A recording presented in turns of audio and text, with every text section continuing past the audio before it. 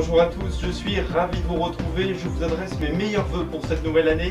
En attendant, regardons les titres de l'actualité de ce dimanche. Le gouvernement a fait ses annonces ce jeudi. Les chiffres de contamination au Covid-19 ne sont pas bons. Les lieux et établissements publics resteront donc fermés. L'exécutif annoncera de nouvelles mesures le 20 janvier prochain, si la situation pandémique le permet. 21 départements sont concernés par l'avancée à 18h du couvre-feu. Le gouvernement, inquiet par le variant anglais, le ministre de la Santé Olivier Véran se félicite de l'efficacité de la vaccination et il espère atteindre d'ici ce soir la barre des 100 000 vaccinations effectuées ce week-end. Nous verrons avec la vie en mail ce qui fait de ce variant une spécificité qui ne rassure pas. La neige a fait son apparition en ce début d'année en France, mais aussi en Russie et en Espagne. Et malgré la fermeture des remontées mécaniques sur l'Hexagone, certains ont préféré admirer le calme des plages. Jeudi soir, l'exécutif a donc tenu une conférence de presse afin de revenir sur la situation sanitaire en France. Vous le voyez sur votre écran, les chiffres de la contamination ne sont pas bons avec près de 20 000 nouveaux cas en 24 heures. L'allègement des mesures promises par le gouvernement ne débuteront que dès lors que les chiffres de contamination atteindront le seuil des 5 000 cas, situation dite maîtrisable par le Premier ministre Jean Castex. Retour un instant sur les temps forts de ces annonces avec Maïki Suplon. Le Premier ministre Jean Castex a tenu une conférence de presse ce jeudi 7 janvier. Il a annoncé la prolongation du couvre-feu à 18h dans une dizaine de départements. 8 préfectures l'ont déjà confirmé, comme la Côte d'Or, le Haut-Rhin, le Bas-Rhin, le Cher et l'Allier. Ils rejoignent les 15 départements déjà concernés. Le couvre-feu commencera dès dimanche 10 janvier à 18h, tandis que le couvre-feu national pourrait durer jusqu'au 20 janvier. La fermeture prolongée des musées, cinémas, théâtres, restaurants et des salles de spectacle resteront fermées au moins jusqu'à la fin du mois, a annoncé Jean Castex. Cette décision concerne les stations de ski et les remontées mécaniques. Jean Castex et Olivier Véran ont indiqué que la deuxième phase de la vaccination pour les plus de 75 ans était avancée au mois de janvier. Le variant du coronavirus venant du Royaume-Uni inquiète en France et le gouvernement. Bonjour David May. Pourquoi inquiète-t-il et quelles sont les spécificités de ce variant ? Bonjour Steven, bonjour à tous. Alors en effet, la stupeur a saisi le monde entier le 19 décembre dernier quand les autorités britanniques ont décidé de reconfiner Londres et le sud-est de l'Angleterre en urgence avec les déplacements interdits. En cause, la propagation d'une variante du virus de la Covid-19 en Angleterre qui a d'emblée préoccupé les organismes scientifiques du monde entier. Les virologues britanniques ont rapidement estimé cette mutation du virus. Et les premières estimations indiquaient que la mutation était à l'origine de 62% des contaminations survenues en décembre. Un premier cas positif a été détecté en France vendredi 25 décembre, plus spécifiquement à Tours. La personne a été contaminée est un homme français domicilié à Londres et en séjour à Tours. Il a été pris en charge par le CHU de Tours et ensuite placé à l'isolement. Autre information s'étant répandue, selon laquelle les enfants seraient davantage contagieux face à cette mutation du Covid-19. Aujourd'hui, le laboratoire Pfizer et BioNTech a annoncé que son vaccin était efficace contre les souches anglaises et sud-africaines, mais l'urgence à l'approche de la troisième vague de la Covid-19, c'est de cartographier chaque nouveau gène mutant qui pourrait se développer. Steven, je vous retrouve à la fin de cette édition. Je ne vous dis pas pourquoi, mais je vous dis à tout à l'heure. C'est noté David, on se retrouve donc dans quelques minutes avec grand plaisir. Toute autre chose à présent, à l'étranger, aux États-Unis, le réseau social Twitter a donc suspendu définitivement le compte de Donald Trump pour motif d'incitation à la violence. Le clan Trump s'indigne de cette censure, a écrit Donald Trump Jr., le fils de Donald Trump. La liberté d'expression est attaquée d'après le fils de Donald Trump. Le président américain, la censure se produit comme jamais auparavant. Fin de citation, une suspension qui intervient après la prise d'assaut du Capitole, après que le président Donald Trump ait appelé Ses supporters a manifesté au moment même où le Congrès américain validait l'élection de Joe Biden, un acte qui a stupéfait et qui était d'une violence sans précédent dans le pays. 5 personnes ont perdu la vie. Les détails avec Rodrigue Bedin. Des scènes surprenantes sur les écrans du monde entier. Parmi les plus grands symboles américains, le Capitole, pris d'assaut, envahi par des manifestants pro-Trump venus contester la défaite du président. Retour sur cette soirée d'horreur du 6 janvier 2021.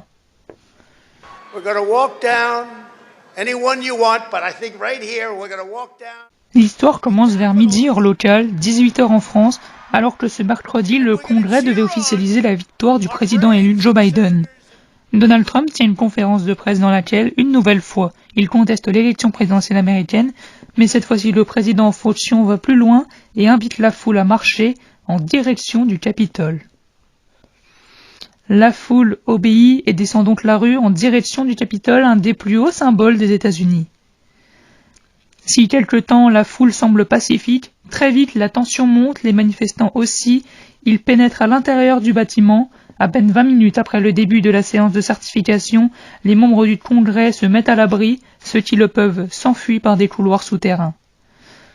Les forces de l'ordre n'hésitent pas à faire pression avec des gaz lacrymogènes et leurs armes jusqu'à ouvrir le feu sur une manifestante.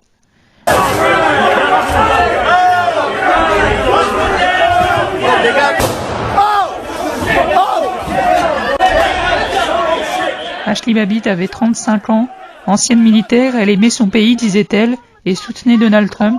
Atteinte par balle au cou, elle décédera moins de 3 heures plus tard des suites de ses blessures. Une scène qui augmente la colère encore des manifestants. Le chaos se répand à l'intérieur du Capitole. Joe Biden est le premier à prendre la parole pour appeler au calme. Il est environ 16h10 à Washington.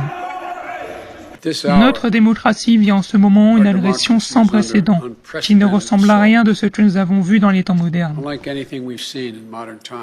Un assaut contre la citadelle de la liberté, le Capitole. Quelques minutes après, c'est Donald Trump qui, dépassé par l'ampleur des événements, appelle la foule à rentrer. Cette élection nous a été volée, tout le monde le sait, surtout le camp adverse. Mais vous devez rentrer chez vous maintenant. Nous devons avoir la paix, faire régner la loi et l'ordre. Mais la foule n'obéit pas et reste sur place. Le calme reviendra officiellement aux alentours de 18h heure locale après l'instauration d'un couvre-feu afin de contenir le rassemblement. Le bilan de cette soirée est de 5 morts, dont un policier, 52 arrestations, 15 personnes inculpées. Il est environ 4 heures à Paris, 22 heures aux États-Unis. Le président français Emmanuel Macron enregistre un message vidéo pour dénoncer ces actes. Quelques individus violents se sont introduits dans le temple séculaire de la démocratie américaine, le Capitole. Une femme a été tuée. Quand, dans une des plus vieilles démocraties du monde, des partisans d'un président sortant remettent en cause par les armes les résultats légitimes d'une élection, c'est une idée universelle, celle d'un homme, une voix, qui est battue en brèche. Twitter a bloqué le compte de Donald Trump dans la nuit de mercredi à jeudi avant une suppression permanente vendredi soir. Avant cela, le président a fait savoir sur le réseau social qu'il n'assisterait pas à l'investiture de Joe Biden le 20 janvier prochain. Une soirée dramatique, un climat toujours plus tendu, plusieurs ministres ont démissionné du pouvoir, certains restent pour empêcher Donald Trump de se retrouver seul et d'aller plus loin, plusieurs réclament sa destitution, les démarches seront faites pour qu'elle ait lieu dès lundi, mais à 9 jours de l'investiture, il semble peu probable qu'elle soit validée. Après quelques heures d'attente et d'inquiétude en Indonésie, un Boeing 737 avait disparu des radars de localisation quelques minutes après son décollage dans la capitale de Jakarta. Le ministre des Affaires étrangères indonésienne avait vu juste et il craignait savoir l'avion en pleine mer de Java. On ignore pour l'instant les circonstances de l'accident. D'après certaines sources, 56 personnes dont 6 membres d'équipage avaient embarqué, d'autres disent 62 personnes dont 12 membres d'équipage et l'avion devait arriver sur l'île de Bornéo. Au Mali, 6 soldats de l'armée française ont été blessés après une attaque suicide au véhicule piégé.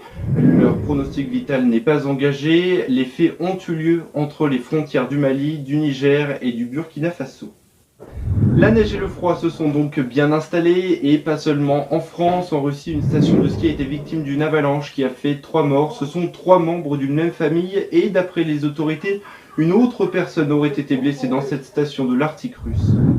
Du jamais vu également depuis 50 ans en Espagne, après d'importantes chutes de neige issues de la tempête Filomena qui a fait 4 morts. C'est Madrid tout entier qui est paralysé. Il est tombé jusque 30 cm de neige et il est attendu de nouvelles perturbations dans les prochaines heures. Des milliers d'automobilistes sont donc restés bloqués sur les routes, ce qui a donc laissé place au ski et aux chiens de traîneau pour le plaisir de ces Madrilènes. Les écoles sont fermées jusque mardi et les matchs sont reportés.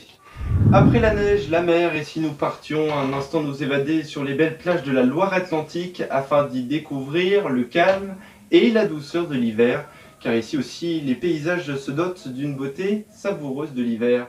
Embarquons avec ce reportage d'Avion Maé. Ah, les couchers de soleil, les promenades sur la grande plage, le grand air. Quel plaisir!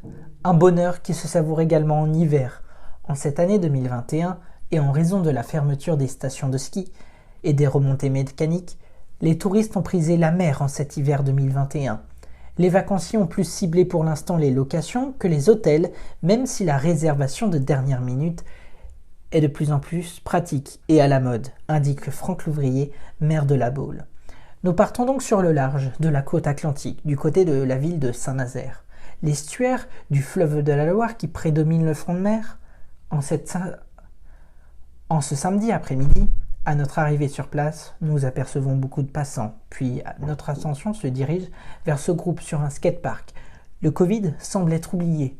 Les enfants, les adolescents s'amusent, en oubliant les mesures sanitaires. À notre passage sur le front de mer, un vent froid annonce le programme.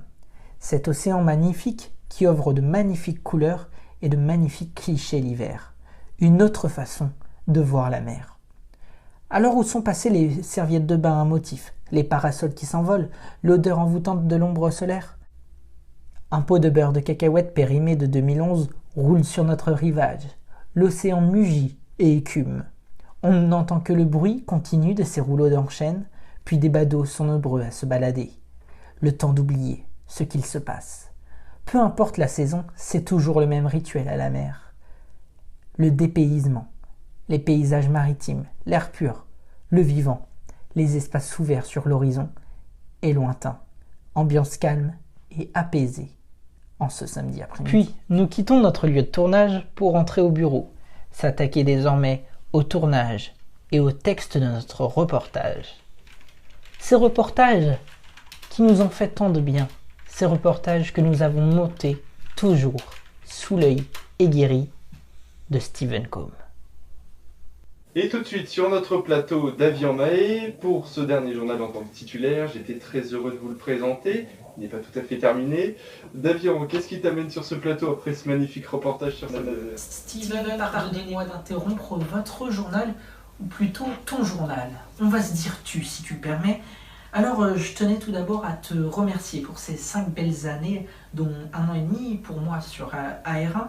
Merci pour tes conseils, tes encouragements, tes conseils très précieux qui m'ont fait évoluer et qui vont me faire évoluer pour ces belles années à venir. Alors merci, 1000 merci. Ensemble, nous avons eu la chance pendant cette pandémie de Covid de co-présenter ces éditions spéciales, un duo inimitable qui aujourd'hui va tourner une page avec beaucoup d'émotion, Steven. Je te dis merci. Reprenons notre souffle, puisque je ne suis pas le seul à te dire merci. La rédaction et les journalistes ont eux aussi un message à t'adresser. Steven, voilà, je peux faire très compliqué. Je suis triste que tu parles de cette position de titulaire du journal. Et en même temps, on en gardera de bons souvenirs. Et puis voilà, tu es quelqu'un de passionné, de travailleur, d'acharné, mais aussi très gentil par tous ces conseils, toutes ces idées, enfin, toutes ces améliorations. Et même dans la difficulté, tu as su rester très, constant. Donc merci pour tout. Depuis le premier jour, toi qui m'as recruté d'ailleurs, tu m'avais demandé un reportage pilote, je savais même pas ce que c'était. Enfin, bref, tu es un mec génial, voilà, je sais tout ce que j'ai à dire et bon courage pour la suite. Tu mérites beaucoup de réussite. Merci Steven de m'avoir accueilli sur AR1 et de m'avoir appris à fabriquer des reportages. Je te souhaite bonne chance pour ton Bonsoir Steven, je serais curieux de venir sur le plateau un petit peu voir comment c'est de là-bas. En tout cas, je voulais te remercier pour tous ces JT. Je suis depuis 4 mois sur AR1 et c'est un JT formidable. Merci aux conseils que tu donnes à l'ensemble des journalistes de la rédaction pour que ce JT soit de mieux en mieux. On ne te dit pas dans 15 jours, mais à bientôt sur AR1. Salut Steven, je tenais à te remercier pour tout ce que tu as pu faire pour moi mais aussi pour l'équipe. Un grand merci à toi et t'inquiète pas, on t'oubliera jamais. Et oui, Steven, nous ne t'oublierons jamais, comme Océane vient de le dire, puisque tu restes dans cette famille d'AR1 et du JT. Tu continueras à les présenter, à les préparer durant mes congés, comme je l'ai fait pour toi pendant presque 1 an et demi. Puis on te retrouvera dans le grand format et à la direction de cette chaîne qui est AR1. Merci beaucoup, merci pour tout Steven, et je te laisse les clés pour la suite et la fin du journal. Que d'émotions après cette surprise, merci à tous. Merci, et on te retrouve donc dans 15 jours pour ce journal. Tout de suite, vos prévisions météo. Il a neigé également en France, on l'a dit cette semaine, vous le savez, l'hiver s'est donc bien installé. Je vous le disais il y a quelques instants, les températures sont bien négatives. Regardons ces prévisions météo préparées par notre rédaction. Avec un temps froid et sec sur une bonne partie du pays, le temps restera pluvieux sur les côtes de la Manche et sur l'extrême sud. Il neigera à Marseille, des éclaircies sont à prévoir entre la Bretagne, le Grand Est et la Bourgogne-Franche-Comté. Sur le quart sud-ouest, le soleil lui dominera, les températures seront bien basses, 0 degré pour le minima à Colmar, 2 degrés à Aurillac, 1 petit degré pour Lyon, 3 à Paris, 4 à Évreux, 6 à Perpignan et Montpellier, jusqu'à 11 degrés pour le maximum, et ce sera pour Ajaccio. Votre tendance, lundi, le quart nord-ouest connaîtra un ciel plutôt nuageux, les éclaircies sont à prévoir entre la Meuse et la Vendée et Carcassonne évidemment. Le soleil dominera sur le reste du territoire. Mardi, le temps restera pluvieux. Sur tout l'Hexagone, les éclaircies seront à noter dans le sud de la France. Pour mercredi, la pluie fera son retour avec une bonne partie du territoire qui sera touché. Des averses de neige dans l'Ariège, le Massif central, la Savoie, le Bas-Rhin. Et le soleil fera lui son apparition en Provence, Alpes-Côte d'Azur et en Corse. Et c'est donc la fin de cette édition. Merci infiniment de votre fidélité. Vous l'aurez donc compris, dans 15 jours, vous avez rendez-vous pour ce journal avec Davian May. Je vous espère toujours aussi nombreux. Et au nom de toute la rédaction d'AR1, je voulais vous souhaiter une très belle année 2021, qu'elle vous soit signe de réussite et de bonheur. Nous, on se retrouve le 30 janvier pour le grand format et pour le journal dès les vacances scolaires de février. Samedi, vous avez rendez-vous avec Romain qui reçoit dans FAQ Émilie Zapalaski, dont le sujet sera la liberté d'expression. D'ici là, portez-vous bien. Ciao.